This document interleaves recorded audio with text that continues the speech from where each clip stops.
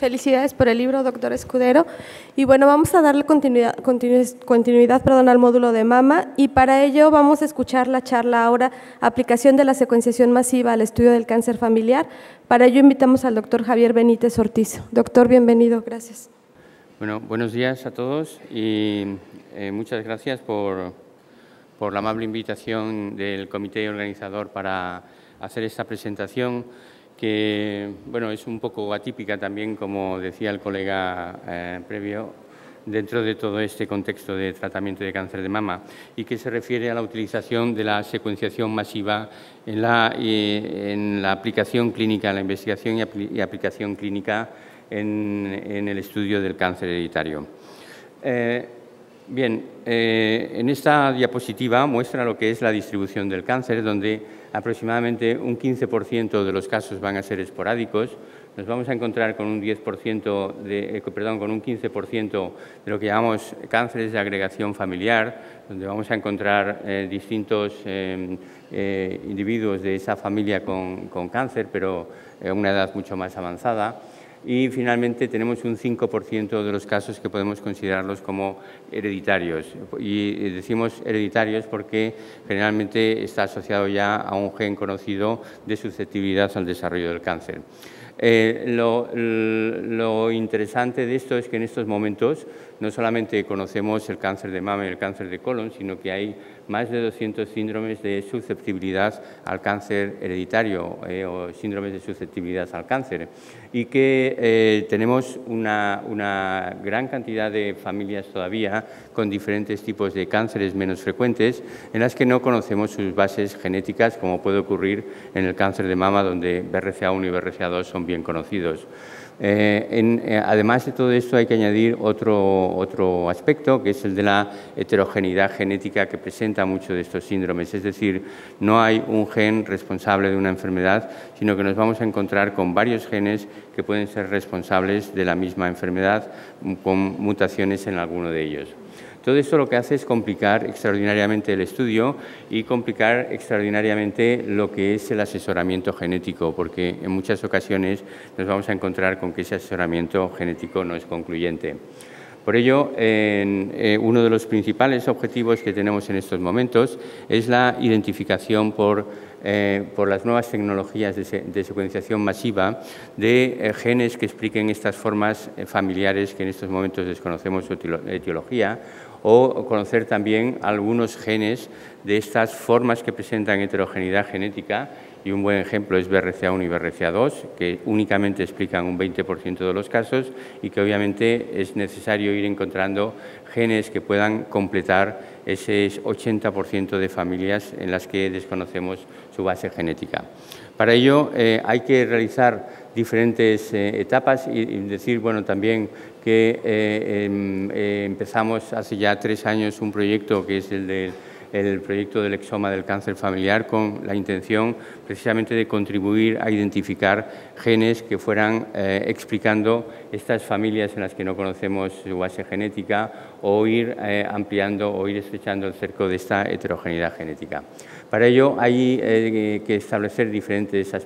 pasos en estos estudios, pero el primero de ellos pasa por una buena selección de las familias candidatas a secuenciación masiva. Y estas familias candidatas a secuenciación masiva para las búsquedas de genes se basan en aspectos moleculares, bien sean aspectos moleculares de expresión o de metilación en tumores en los que conocemos el gen responsable de esos tumores, o bien basados en criterios biológicos, como puede ser en el caso de la anemia de Fanconi, donde sabemos que un parámetro y un marcador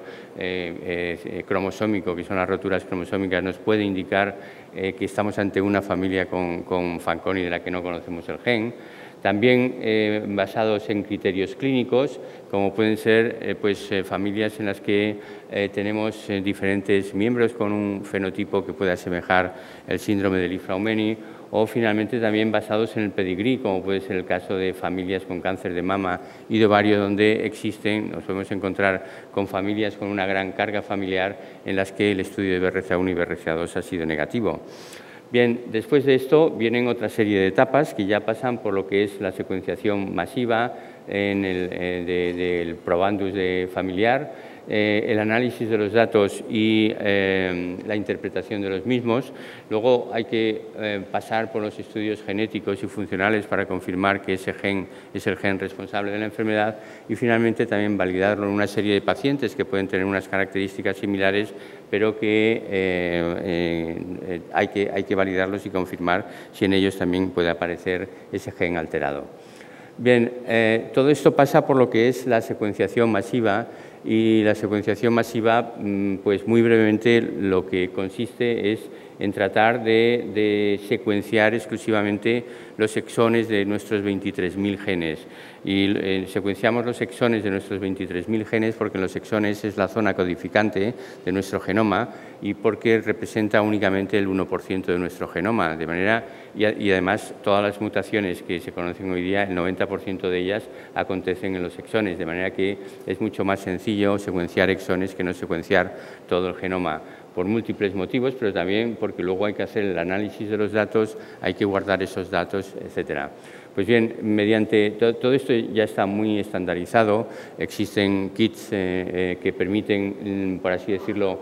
separar los exones y aislar los exones, y una vez que se han aislado pues, y que se han liberado de todo lo que son la región no codificante del gen y del exoma, pues nos vamos a encontrar ya aquí con los exones que están listos para ser secuenciados. Pero antes de secuenciarlos, aquí tenemos estos millones de fragmentos que se han generado y que necesitan volverse a reordenar. Y aquí es donde entra ya toda la parte bioinformática, y toda esta parte bioinformática lo que va a hacer es, por un lado, volver a alinear, volver a poner en orden todos estos fragmentos, por un lado, y por otro lado lo que va a hacer es empezar a quitar mediante filtrados bioinformáticos todo lo que ha sido o todo lo que llamamos basura como consecuencia del análisis, basura genética, es decir, todos los falsos positivos que se generan pues, por malos apareamientos o por duplicaciones al hacer la PCR, etcétera. El objetivo es pasar de unos 2 millones de variantes que nos podemos encontrar aquí al inicio de todo el proceso a pasar, mediante una serie de filtrados que se van a ir realizando, a pasar aproximadamente a una media docena o 5 o 10 variantes que corresponden a genes que pueden ser candidatos de la enfermedad que se está analizando, que se está buscando el gen responsable. Bueno, esto es un pipeline de todos los softwares que se van utilizando, que también están, cada grupo ya tiene estandarizado para todos esos pasos que os he ido comentando y no voy a entrar en detalles del mismo. Simplemente decir que están estandarizados en los laboratorios y que son de libre acceso también en revistas bioinformáticas y en webs de los distintos centros. Y os voy a poner muy brevemente algunos ejemplos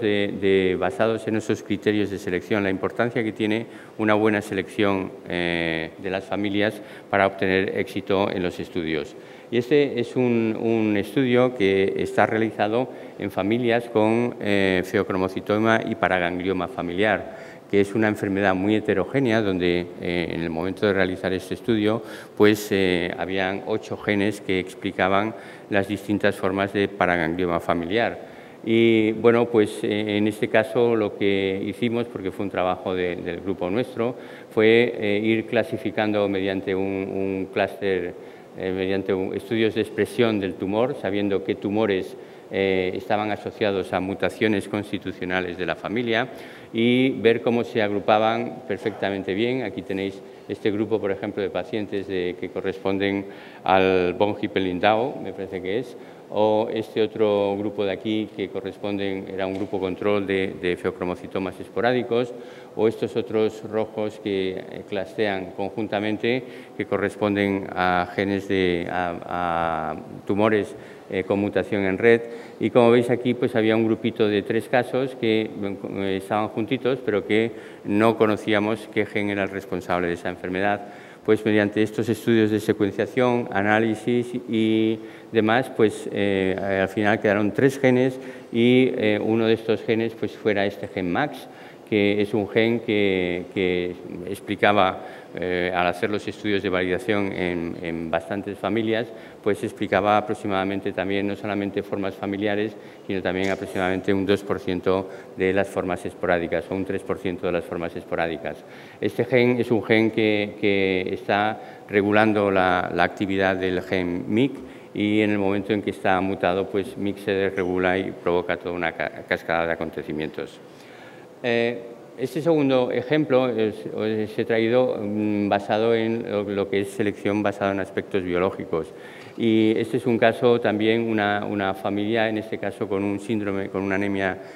una posible anemia de Fanconi, porque era una niña con un fallo medular, con una severa aplasia que le había producido un fallo medular total y que falleció muy jovencita, y que los estudios cromosómicos habían mostrado roturas cromosómicas, que era un indicativo de un posible síndrome de Fanconi, y que además el resto de los genes, el Fanconi tiene una gran heterogeneidad genética, hay 15 genes distintos, había 15 genes distintos, y los estudios habían sido negativos. De manera que nuevamente se volvieron a hacer el estudio mediante secuenciación. En este caso había 17 genes candidatos, pero uno de ellos era realmente muy atractivo y muy interesante porque era un gen de reparación también, de reparación de DNA, y mediante diferentes estudios funcionales, pues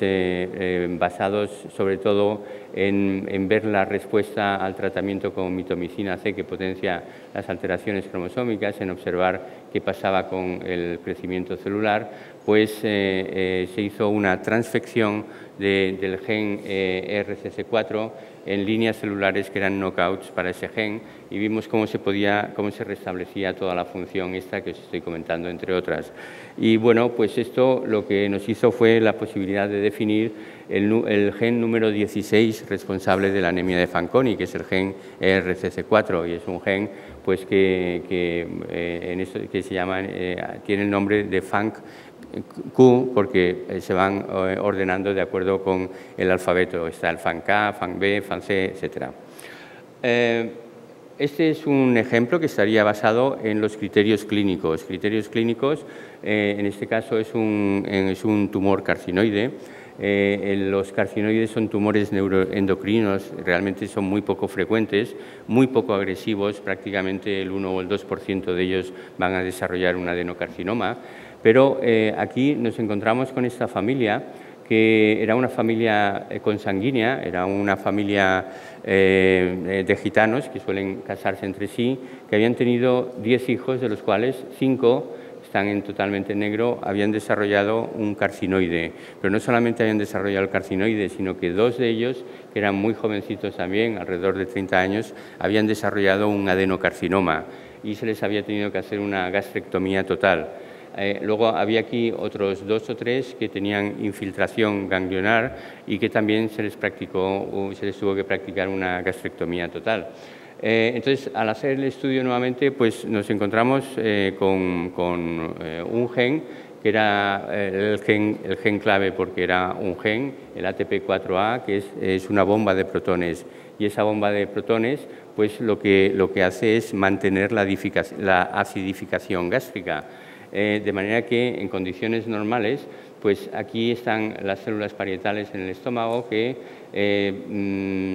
digamos, segregan el hidrógeno, que al unirse con el clorhídrico que hay en el estómago, pues contribuye a formar el ácido clorhídrico encargado de mantener la acidificación.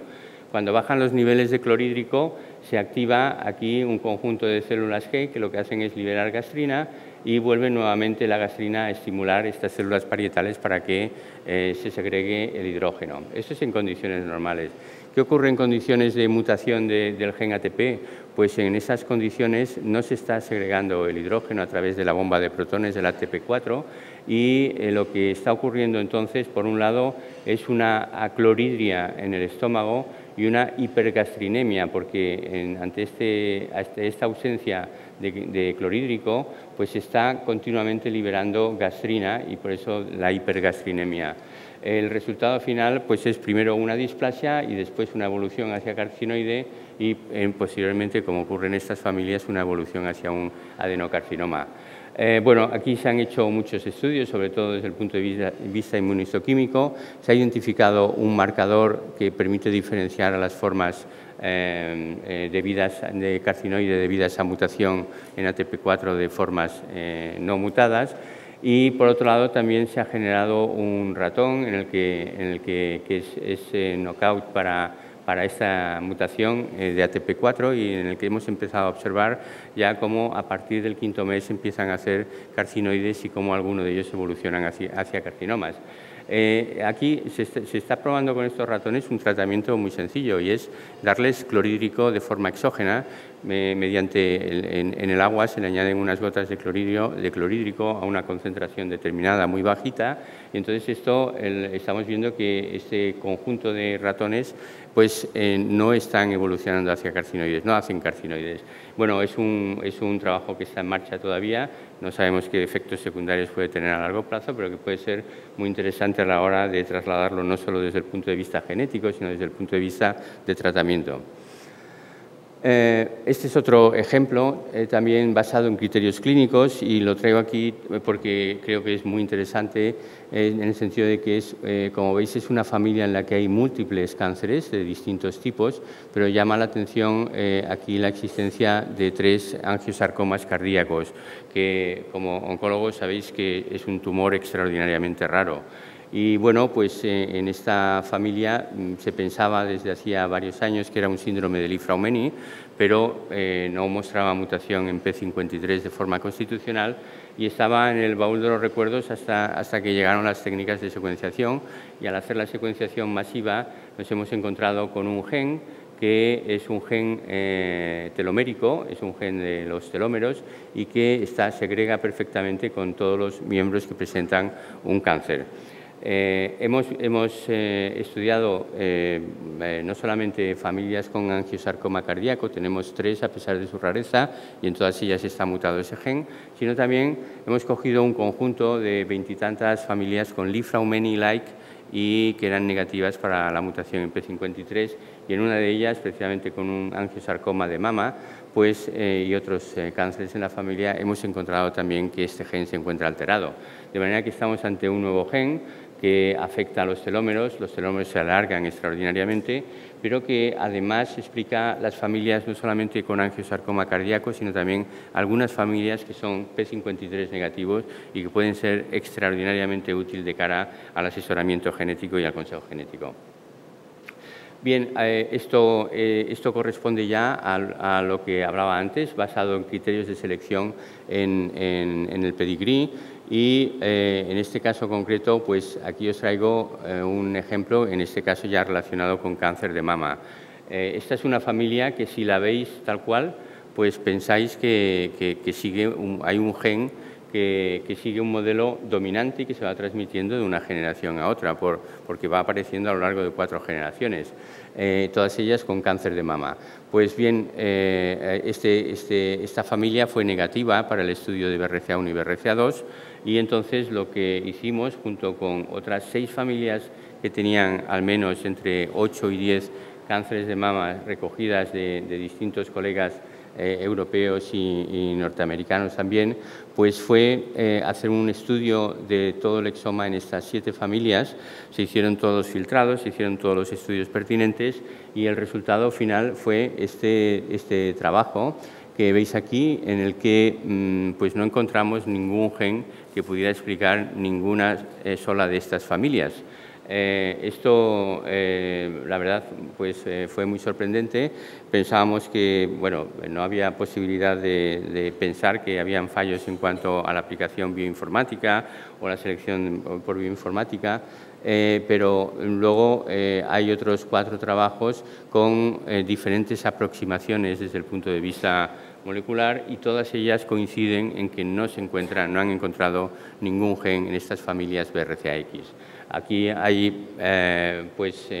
mediante este grupo, que es un grupo inglés y un grupo australiano, pues estudiaron, en vez de estudiar 7 familias bien seleccionadas por el número de pacientes, pues lo que hicieron fue estudiar un alto número de probandus de familias BRCA-X, con 2, 3, 4 pacientes con cáncer de mama y sin resultados. Encontraron también pues, toda una serie de variantes que llamamos variantes de moderado riesgo o de bajo riesgo,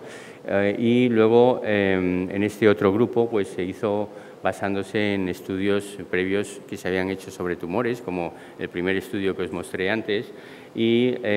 con resultados similares. De manera que un poco la conclusión que nosotros extraíamos y que luego está confirmada también con estos otros estudios, es que, por un lado, que debe existir una extraordinaria heterogeneidad genética, que por supuesto que no hay un gen BRCA3 en estos momentos que explique ni un 5, ni un 4, ni un 6% de las familias. Y lo que puede haber a lo mejor es un gen que pueda aparecer de alta susceptibilidad que explique un pequeño grupito de familias en todo el mundo, pero que lo más probable es que todas estas familias, en vez de obedecer a un modelo monogénico, obedezcan a lo que llamamos un modelo poligénico, es decir, interacción de múltiples genes con unos ratio muy bajito cada uno de ellos, con una probabilidad o con una susceptibilidad muy baja cada uno de estos genes. Bueno, este sería el modelo que os comento. Por un lado estaría el modelo monogénico, donde BRCA1, por ejemplo, que se va segregando a lo largo de las segregaciones, mientras que en este otro modelo lo que se plantea es un modelo poligénico en el que habría distintos genes. Aquí he representado únicamente 3, pero en estos momentos se conocen ya casi un centenar de estos genes de baja susceptibilidad, y estos genes de baja susceptibilidad se irían combinando entre sí, y estas combinaciones, cada uno de estos genes confiere un ratio de un 1.3, 1.2, 1.4, y combinaciones de todos estos genes daría al final el mismo efecto parecido al de un gen de alta susceptibilidad. Y esto es lo que explicaría la mayor parte o la mayoría de estas familias BRCA-X en las que no se ha encontrado ninguna mutación en BRCA1 y en BRCA2. Esto es ya finalizando, pues el modelo que tenemos en estos momentos de lo que puede ser el landscape de las bases genéticas del cáncer de mama, donde, como os decía antes, tendríamos los dos genes de alta susceptibilidad, BRCA1 y BRCA2, que explicarían alrededor del 20% de las familias. Tendríamos luego un 5% de otros genes de alto riesgo, como puede ser P53 o PTEN o STK11, que son genes de alta susceptibilidad, pero que están asociados a otros síndromes, como P53 y el síndrome de Li-Fraumeni, pero Li-Fraumeni muchos de sus miembros desarrollan cáncer. Luego estarían lo que llamamos los genes de moderada susceptibilidad, que explicarían alrededor de un 5% del riesgo de cáncer familiar. Ahí estarían incluidos todos estos nuevos genes que se van descubriendo, de PALB2, de RAF51C, de BRIP1, etc. Y finalmente, fijaros la estima que hay con los genes de baja susceptibilidad que conocemos en estos momentos, que explicarían hasta un 28% del riesgo de cáncer familiar. Este sería el panorama que tenemos en estos momentos, pero todavía, como podéis ver aquí, pues hay casi la mitad del queso que está sin una respuesta al origen y la etiología de las bases genéticas de la susceptibilidad al cáncer, en este caso concreto al cáncer de mama. Se pueden explicar pues, por otros factores, no lo sabemos bien, por estas variantes raras que estamos encontrando a la hora de secuenciar todo el exoma, o también, bueno, pues ya sabéis que en estos momentos también se está trabajando mucho en lo que es toda la región no codificante del genoma, y se está viendo que realmente pues, tiene un papel también muy importante en el desarrollo de determinadas enfermedades, y bueno, pues esto es un campo que está en estos momentos por explorar y en el que se está trabajando. ¿Cuál es la situación con respecto a otros cánceres, sobre todo en los cánceres comunes? Pues la situación es muy parecida. No hay otros genes de alta susceptibilidad. En el cáncer de colon no polipósico hereditario, como sabéis, se debe a mutaciones en MLH1, MSH2 y MSH6, pero explican un 60% de los casos. Hay un 40% de los casos que no se sabe nada de ellos, pero se están obteniendo los mismos resultados. Resultados en los que se encuentran genes de baja susceptibilidad o variantes raras de un significado que no está claro. Y hay algunos genes, como pasa en el melanoma con TERT, o más recientemente con el gen POT1, en el que se describieron la responsabilidad de estos genes a la susceptibilidad al melanoma familiar, que explican un porcentaje muy bajito de los casos, y esto era lo que os decía antes de la gran heterogeneidad genética que se encuentran en muchos de estos cánceres comunes. Y luego, pues con respecto a los modelos ya más concretos y recesivos, pues se están encontrando también cosas, lo mismo que os he mencionado antes, el carcinoide, o que os he mencionado también el síndrome de Fanconi. Aquí tenéis también algunos familias con paraganglioma y que además cursan con policitemia, que se ha identificado un gen, el IFA, y luego pues hay otros genes como el de la disqueratosis congénita, en el que se ha identificado un gen más, ya son 4, en fin, que otros autores van trabajando también en este mismo tema y se van consiguiendo identificar genes que vayan explicando pues estas familias con cáncer. Bien, como conclusión a todos estos estudios, pues en primer lugar decir que la secuenciación masiva es realmente una herramienta súper importante a la hora de identificar y a la hora de trabajar con familias y con síndromes de cáncer familiar en los que no se conocen los genes responsables, sobre todo y especialmente en modelos recesivos, porque es mucho más fácil trabajar con ellos, y sobre todo también en familias y en casos muy bien seleccionados por los diferentes criterios que os mostraba al principio. El estudio de los cánceres comunes es bastante más complejo, y es bastante más complejo porque presentan una gran heterogeneidad genética y porque posiblemente van a ser explicados por estos alelos comunes de baja susceptibilidad en los que es necesario la interacción entre ellos. En las variantes raras que en estos momentos pues, estamos trabajando y que están surgiendo gracias a la secuenciación del exoma, y en otros mecanismos del genoma en conjunto y no del exoma en particular. Y finalmente, dentro de las aplicaciones clínicas, que no la he mencionado en esta charla, estaría